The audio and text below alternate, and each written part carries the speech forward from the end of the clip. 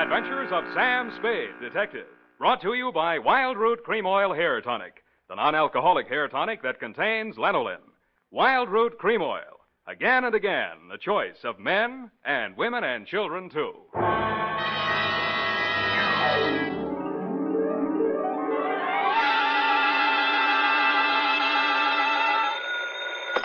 Sam Spade Detective Agency? Me, sweetheart. Oh, Sam, I'm so glad you called. Why? I don't know. I always am. Was it a good case, Sam? I didn't like it. Where are you? Morgue, San Mateo. Oh, was somebody killed? Yes. And, well, do you know who did it? Yep. That's good. No, that's bad. Bad? Believe it or not, F, I wish I didn't know who killed who. I don't understand. Oh, Sam, you sound so downhearted. Well, I'm sorry. I'll try to loosen up. Stay where you are, sweetheart. I'll be right down to dictate my report on the champion caper.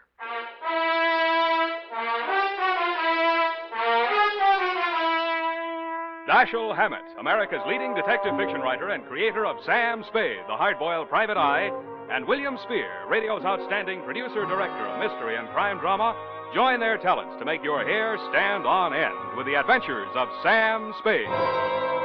Presented by the makers of Wild Root Cream Oil for the hair. Before bringing you tonight's mystery, I'm going to take 28 seconds to tell you something that isn't a mystery. It's no mystery why so many millions of men, women, and children have well-groomed hair these days when America's favorite hair tonic, Wild Root Cream Oil, costs so little. Just 25 cents will buy you a get-acquainted bottle and show you how neatly and naturally Wild Root Cream Oil grooms your hair, how it relieves annoying dryness and removes loose, ugly dandruff. Get Wild Root Cream Oil Hair Tonic. Again and again, the choice of men and women and children, too.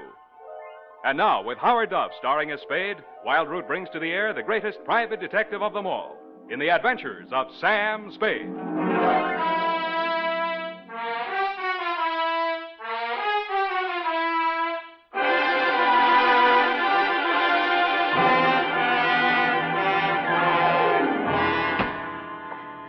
Oh, Sam, I read the afternoon paper.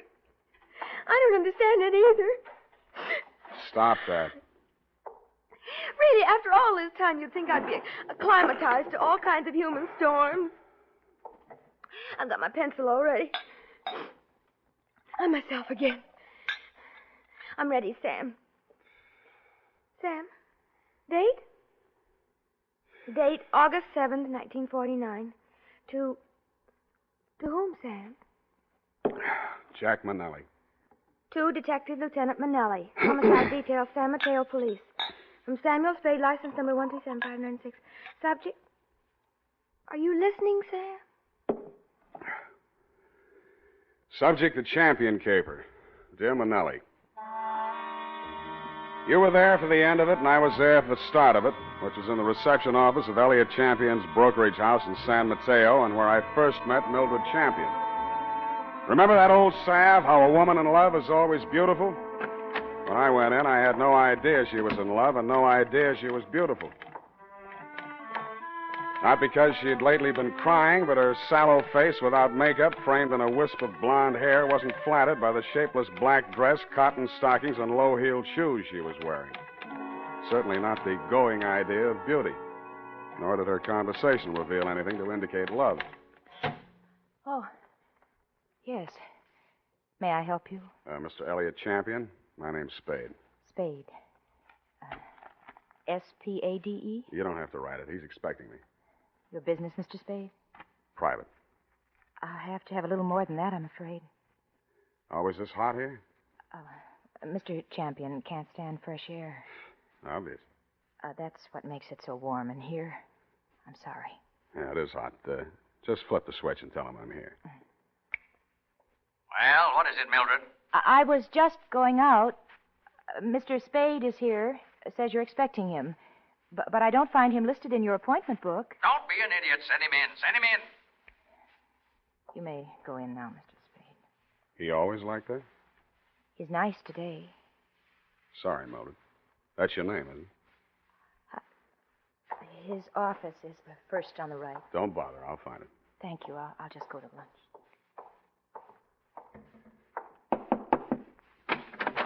Mr. Champion, Well, don't just stand there. Come in and shut the door.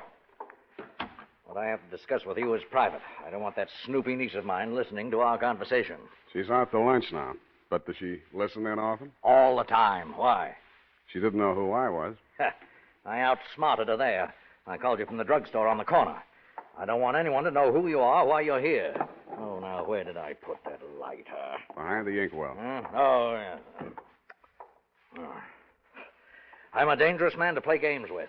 Joseph's found that out once, and if he keeps this business up, he's going to find it out again. No games? You're dangerous. Say, are you mocking me, Spade? Just wondering what you're talking about. I just told you. You got ears, haven't you? Joe Josephs is back in town, and I'm not going to fool around with him. Mildred told me you were nice today. Oh, she did she? Well, Mildred talks too much. That's what's the matter with her. She talks too much. And you'd fire her, only she's your niece, and you'd have to pay somebody else 3 times what you pay her to take everything she has to take. Get out of my office. Oh, no. Wait a minute, Spade. Oh, it's just hot, I guess. Who has turned on the heat? It's Joe Josephs. He was released from San Quentin this week. And I've been receiving telephone calls from him telling me to beware and to watch out and a lot of other nonsense. What was he doing at San Quentin? 2 to 5 on an embezzling count. He's an ungrateful scoundrel, that's what he is. Why, I took him into my office as a junior executive, and 6 months later... He got tired of the $20 a week you were probably paying him and decided to dip into the bin. Only he did a bad job, got caught, you testified against him, now he's out and he's sore, and he's threatening you. And every time you yell cop around this town, there's always some snoopy reporter hanging around the sergeant's desk. Ain't that the truth? Listen, Spade, I've got $500,000 tied up in this business, and I don't want anybody thinking I might get knocked over by some loony with a grudge. And that's why you didn't tell the police? Don't you believe me? It'll do for now. You'll think of something better. Now, see here, impertinence is one thing... 25 a day and... No. That'll be 45 a day in expenses. I want you to find Joe Josephs and bring him to me. Nuisance warrant? More than that. I've got enough stuff in that desk drawer to send him back to Quentin if I have to. Oh, what kind of stuff? Left over from his trial. It'll be grand larceny this time, and they don't stop at 5 years for that kind of thing. You withheld evidence? I withheld... Get down!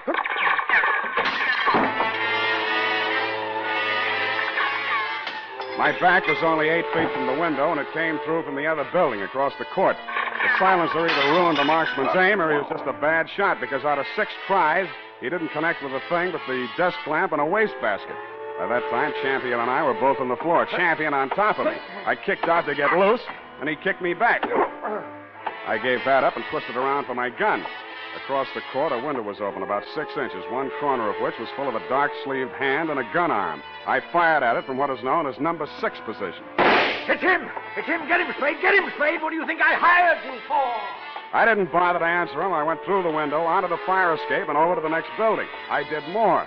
I went in that building, which was apparently vacant, down the stairs, and started out the back entrance. Hey, Oh, sorry. Curly, watch it, will you? What's the big hurry? Hey, he came out of this building. Which way did he go? Who came out of what building? This building, right here, just a second ago. Here? Yes. Who? Him. Who? The guy who just ran down What'd these he look stairs. like? Well, he was... Well, what'd he look like? I say, what'd he look like? Huh? Who? What? Where? Thanks. Don't mention it, Curly, anytime. I couldn't tell her what he looked like because I hadn't seen him. After a careful search of the building, which revealed nothing, I decided my suspect had eluded me for good, and I returned to the office of Elliot Champion. He was sitting on his green leather chair, wearing an expression to match. Missed him, huh, Spade? What does Josephs look like? Oh, I've got a couple of snapshots here somewhere. Oh, yes, here. Let's have a look. I was later to regret having those snapshots in my person. They showed a tall, thin-faced, haunted-looking guy, an old-looking 28, good face, shock of black hair, and dark eyes. I've seen plenty of cons, embezzler type, and he wouldn't have been cast in the part in my movie. There was nothing about him to indicate that he'd embezzled $2,000 or used a silencer on a gun. I dug 238 slugs out of Champion's wall and went down to the street. Spade! Oh, Spade! He was a heavy-set man in a dirty white Panama hat and seersucker suit that didn't fit him around the middle. Just a minute, Spade, just a minute. He crawled out of a black sedan, jammed a cigar in his mouth, and began sweating. He needed a shave. He'd always need a shave. Hot afternoon, ain't it? Yes, sir, sure is hot. Sure is a hot afternoon. Here, my card. Lemuel Drigger, Confidential Investigations. Guess I should ought to have some new ones printed up, huh? I guess you should order, Lem, and change the name while you're at it. Huh? Didn't the commissioner bounce you 9 years ago for rolling a pack before you did the booking? Oh, let bygones be bygones, Spade. I'm in business for myself now. How's business, Lem? Punk? Try another racket, Lem. Spade, you been in to see old man Champion, maybe? Maybe. I was just going to go in to see him myself when I spot you pull up. I recognize you from the pictures in the paper last week. I figure maybe you and me ought to talk. What did you figure you and me maybe ought to talk about, Lem? Oh, you make it tough for a guy, Spade. We're in the same business, you know. What'd you go see him about? So long, Lem. Hey, wait a minute. I'm an old gumboot, huh? A fat old gumboot who couldn't get a trick as a housekeeper or tailing a punk. Is that it? Okay, Spade, okay. You're full of vinegar now, but just you keep my card. You'll want to see Lem Drigger before it's all tied up. You'll want to see me. Screw, Lem. But he was right.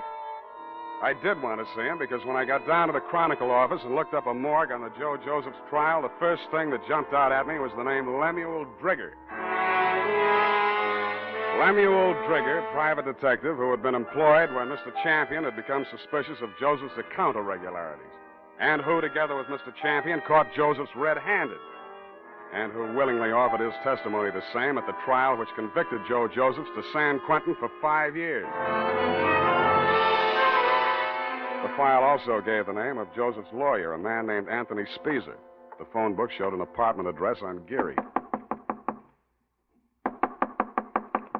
That you, Aggie? Hold on a minute. I was just trying to get dinner over before you showed up, but I guess I'm late tonight.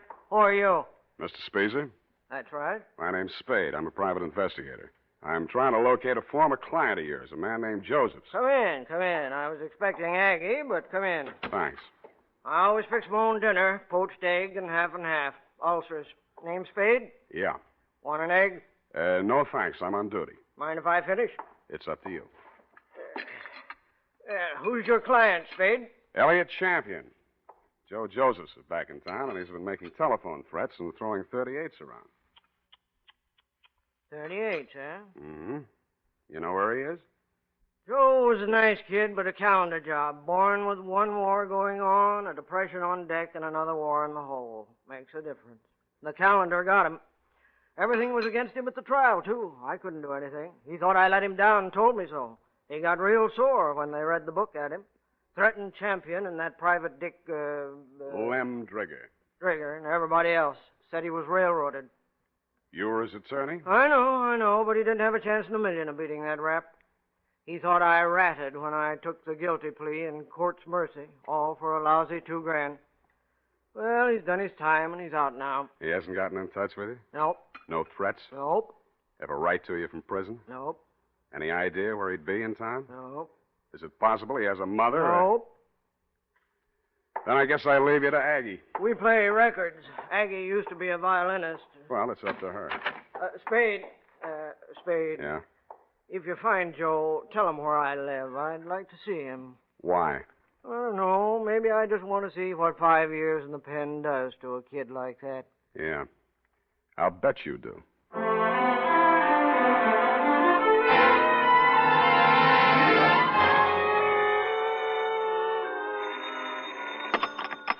Yeah? Is this you, Mr. Spade? Who's this? This is Mildred Champion. Remember me in my uncle's office? I remember. Mr. Spade, you're looking for Joe, aren't you? Oh, I know you are. You don't have to answer me. I think I can help you find him. I must talk to you right away before something terrible happens. Please come out to the house before something terrible happens. It's right in the corner. I got out to the house as fast as I could, but not before something terrible had happened. Spade. Spade. The front door was open and all the lights were on, and Elliot Champion was lying at the foot of the stairs in the front hall, holding his lapel as if it would get away from him. Spade, don't touch me. Don't try to move me. It's in my lungs somewhere, and I never thought.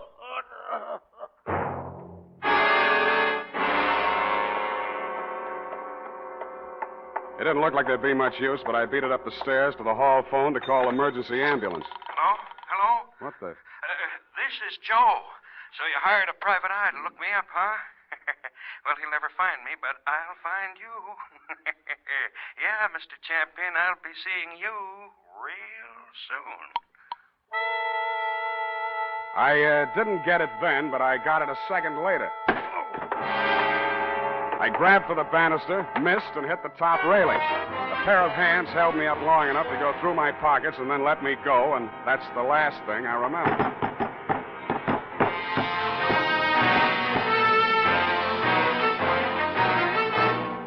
The makers of Wild Root Cream Oil are presenting the weekly Sunday adventure of Dashiell Hammett's famous private detective, Sam Spade.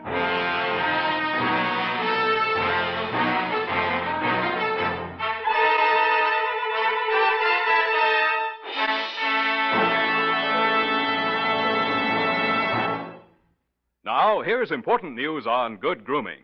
If you want the well-groomed look that helps you get ahead, socially and on the job, listen.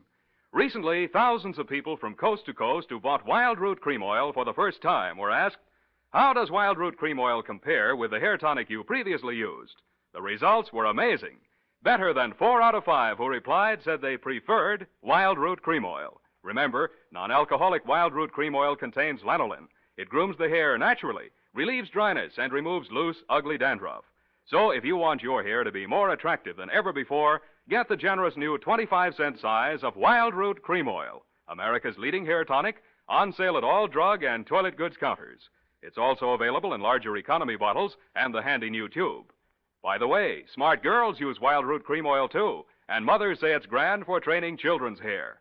Get Wild Root Cream Oil. Again and again, the choice of men and women and children, too.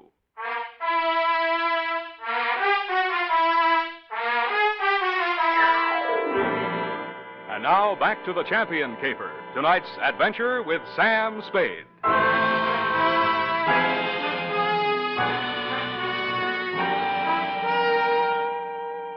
The neighbors had complained of gunshots, which was fortunate for me. I still might have been lying at the bottom of those stairs in Champion's house, Lieutenant, if you hadn't walked in, applied first aid, asked me my name, and listened to my story. You considered the threatening phone call after my client's death as a cover-up and promptly sent out a general alarm on Joe Josephs. I took an aspirin and a taxicab for home. Halfway uptown, I discovered the pictures of Joe Josephs were missing from my wallet. And that is why I was absent at the medical examiner's inquest this morning. Instead of going home, I went out to San Mateo, jimmied the lock of Champion's office, and violated City Ordinance number 352B. My dead client's desk revealed one important item. An income tax voucher dated August 17, 1944, noting him delinquent. Then I found another important item, same for 1943. His secretary's desk was even more interesting. What I found there led me to, 1, call her home. Result, no answer. And 2, to revisit Attorney Speezer. I found him poaching another egg. All right, I'm here. It's late, Aggie. What's the idea? Unless it's Beethoven, I don't... Oh, Spade. Aggie have a show? Yeah, left early. Has to work tomorrow. Oh, it's too bad. What's with you? Still looking for Joe? Yep. Any leads? Wish I could help you, Spade. Elliot Champion was shot and killed in his home tonight. No. That all you have to say? Joe do it? Maybe. Well, You don't seem scared for a mouthpiece Joe didn't like. if you mean should I be next, no. I'm not scared, Spade. The kid should realize by this time I liked him and did all I could. You've been here all evening? Aggie? Could you prove it? Yep. You may have to. Did you know Mildred Champion was married to Joe Josephs? Yeah. How'd you know? It's a secret. I found this marriage license in her desk drawer. Nosy, huh? I found something else.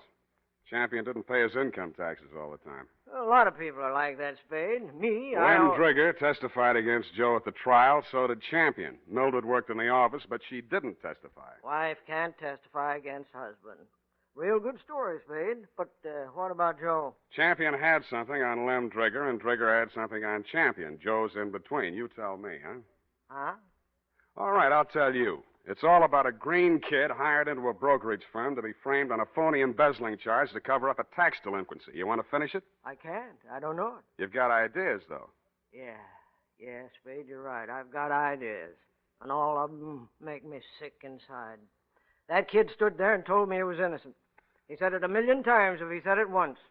And he told me he thought Champion was short with the income tax people. And if Champion was short, he could phony up a book and get a worn-out private detective like Drigger to testify that there'd been a fraud, and Joe takes the rap. If that's what happened, they did it pretty good. Did you mention anything like this at the trial?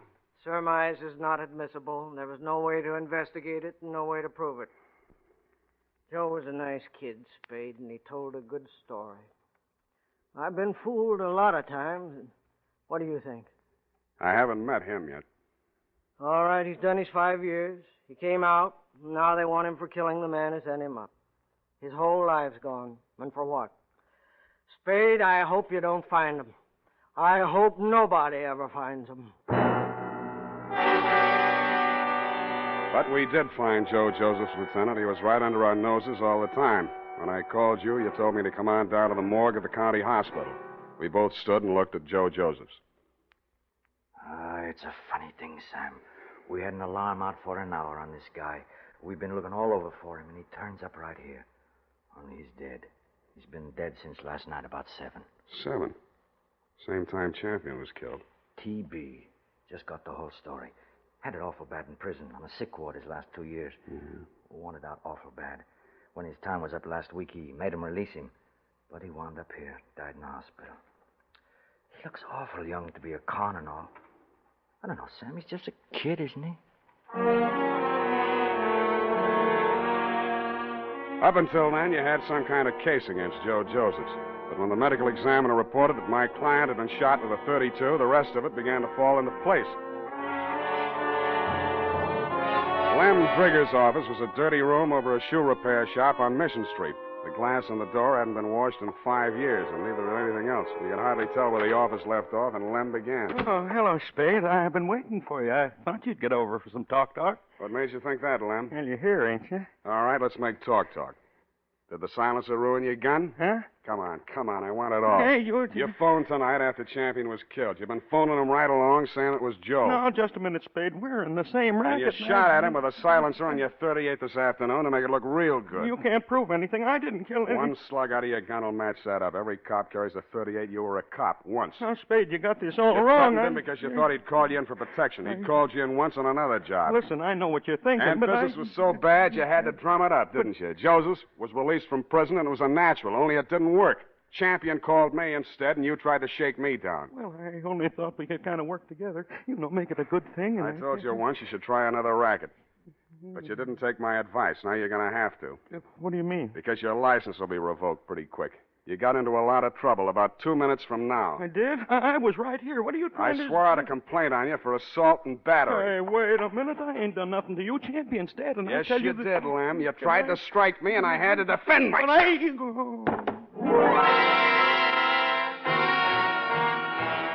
And I did make out a complaint, Lieutenant. I phoned your office, and 2 of your men were on the way out to pick him up when I heard a footstep outside the door. I knew who was there and what she was there for, and I did the only thing I could think of at the moment. And it was lucky I did it. Her own .32 was in her hand when she came in the door. She looked at me, and Lem's smoking gun in my hand, looked at him, stretched out on the floor, then she looked back at me, and the gun fell from her hand, and she began to cry. Hello, Mildred. I wanted to do it. I came here to do it. I know. Why? Why did you? To stop you. Why? My bullets went into the ceiling. He's just knocked out. No, he ought to be dead. Dead. No. Not anymore, Mildred. You tricked me. You knew I was coming here. And you know he should die. You know it. That won't bring Joe back. How many real tramps have you met in your life, Mr. Spade? Lots. And some who just thought they were. Well, you met the genuine product yesterday. My uncle, for example. He stole money from himself and made it look like Joe did it. I know about that. And this one? Why didn't you let me kill him, too? Why? Oh, easy. When I went over to see him in the hospital the first time, I knew he was dying. He had that look in his eyes, helpless. And he knew what they'd done to him, and he couldn't do anything about it. But you figured that you could. So you killed your uncle when you found out Joe died, You came here to kill them. They killed him. They killed Joe and they sent him to prison. 5 years I waited for him to get out of that awful place. I waited to hold him in my arms and tell him it was all over. 5 years I waited to help him forget his hate, my hate. 5 years I loved him so much every day. Oh, easy. And then he came back to me the way he did. Those pictures were all I had left of him after 5 years of waiting, loving him. Now he's dead. What can you or I or anybody do about what they've done to him? Look at me, Mr. Spade. Go ahead, look at me.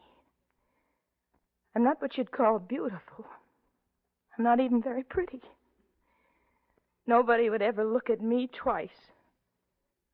Well, Joe looked at me, and he loved me. Now he's dead, and I'm dead inside. I'm dead inside, and I'll be glad when I'm dead outside.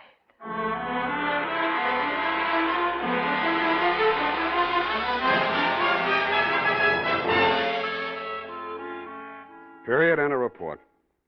Oh, Sam, they were so unhappy. Yeah. Add a notation that I won't be around for the coroner's inquest. Sam, you can't do This that. report, when duly notarized, should be admissible as testimony. I want to get out of town for a few days. Sour ragged. And now, listen to this. Later this evening, if you happen to stroll down to the corner for cigarettes or ice cream, why not also pick up some Wild Root Cream Oil Hair Tonic? Your whole family will like the way Wild Root Cream Oil grooms the hair neatly and naturally, relieves dryness, and removes loose dandruff.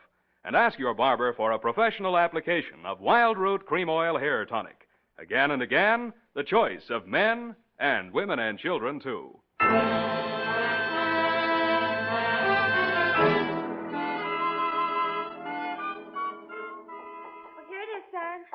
Didn't make any mistakes. Of course you didn't. Are you really serious about getting out of town for a few days? I am? The world's too much with you, huh, Sam? Effie. Well, I know it's poetry, Sam, but it seems kind of appropriate right now. I don't care if she did kill those two men. I feel sorry for her. What's that got to do with poetry? Well, it's kind of poetic justice. Oh. Why did she dress the way she did in that black dress and low heels? A form of penance, I guess, of mourning, of absence of her missing lover. Lover? Yeah, no. Look, you'll have to type it all over if you keep that up. But, Sam, it's all so beautiful and tragic. Yeah. And you watched it all happen with such understanding. I'm so proud of you. Oh, Sam. Come on now, come on. Dry up and go home. Good night, Sam. Good night, sweetheart.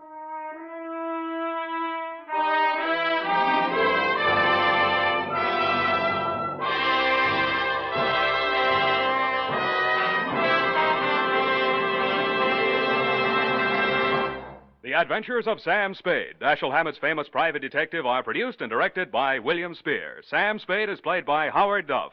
Lorene Tuttle is Effie. Tonight's adventure with Sam Spade was written for radio by E. Jack Newman. Music was directed by Lud Gluskin, with score composed by Renee and Pierre Garrigang. Join us again next Sunday when author Dashiell Hammett and producer William Spear join forces for another adventure with Sam Spade. Brought to you by Wild Root Cream Oil. Again and again, the choice of men and women and children, too. This is Dick Joy reminding you to get Wild Root Cream Oil, Charlie. It keeps your hair in trim. You see, it's non-alcoholic, Charlie. It's made with soothing lanolin. You better get Wild Root Cream Oil, Charlie. Start using it today. You'll find that you will have a tough time, Charlie, keeping all the gals away. Hiya, Charlie. Get Wild Root right away. This is CBS, the Columbia Broadcasting System.